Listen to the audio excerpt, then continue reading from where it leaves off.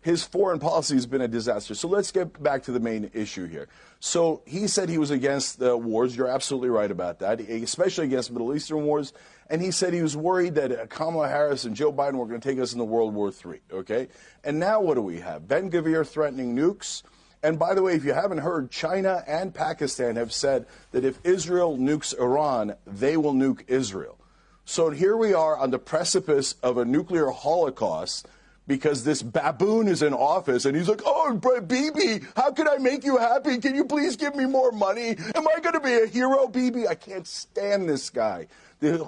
And doing the exact opposite of what he promised. Okay. The exact opposite. And one more thing that a point that Glenn made that is really important.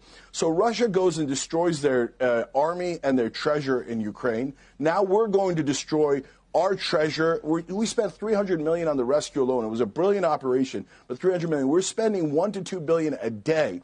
So both Russia and the U.S. are destroying themselves in these totally needless wars, and China is laughing their ass off.